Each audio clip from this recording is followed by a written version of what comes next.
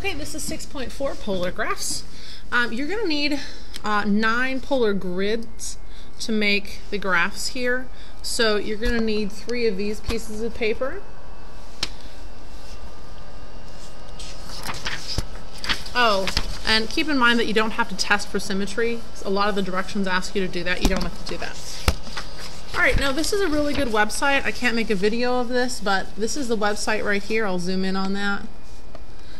If you want to go to this website, it gives you some really good kind of dynamic graphs. If you weren't here yesterday, that's what we basically did as an introduction to this. We went to this website and looked at a bunch of different, made a bunch of different of these types of graphs. So we're going to go over them again today.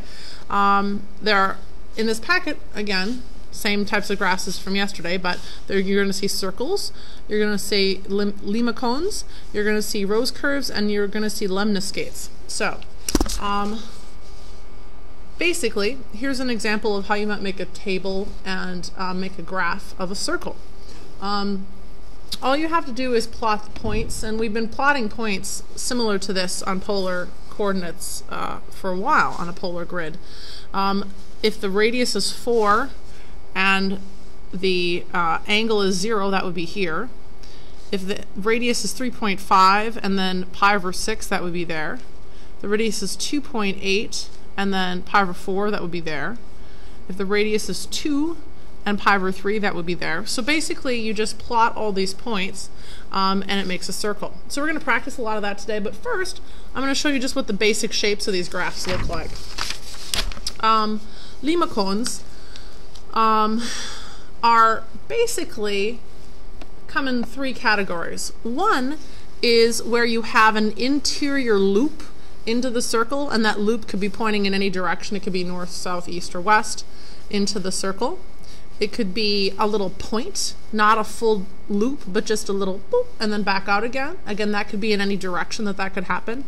Or it couldn't be pointed. It could be just kind of a curve in. These fall in 3 different categories depending on what these 2 numbers are.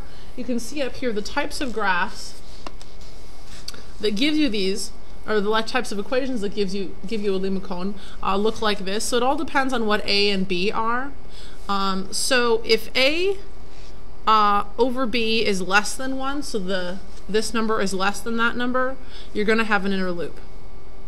If these 2 numbers A and B are the same, so like this one is 1 plus 1 cosine t, then you're going to have a point, kind of like a heart shape. And if A over B is between 1 and 2, like this one, 3 halves divided by 1 is still 3 halves, then you're going to have what I've called the dimpled curve. And then finally, if A divided by B is greater than 2, then the shape is an imperfect circle that you may or may not see this little dip in. So that's basically this page talking about different types of limacons and their equations. Rose curves basically look like a flower. That's why they're called rose curves. They come in 2 different types, r equals a times sine n theta, or r equals a times cosine n theta.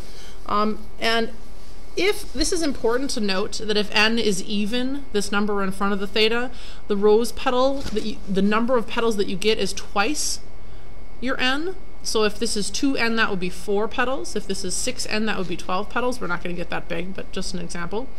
And then if n is an odd number, so let's say n is 3, then you just get the exact same number of petals. So you see here, n is 2, so we got 4 petals. However, here it's odd, a 5 theta, so we just get 5.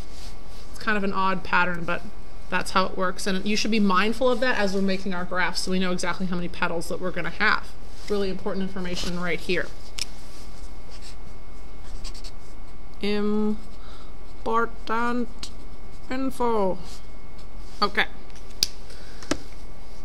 After rose curves are lemniscates. Now, I could not find a good lemniscate example. I've got a couple of equations here. R squared equals a squared times sine of 2 theta, or r squared equals a squared times a cosine of 2 theta. These, I have one. It just looks like a propeller, basically. I don't know if you know what a propeller looks like. Propellers actually can look different, but the old-fashioned types of propellers kind of look like this. So kind of like a figure 8. It could be a diagonal figure 8 this way, or it could be a horizontal or vertical figure 8 like that. That's what a lemniscate looks like. Okay. So basically now we're going to make a table and then plot some graphs. These are the 5 graphs that I'm going to make right here on the last page of the packet. And so I'm going to go to the next video and we'll start graph number 1.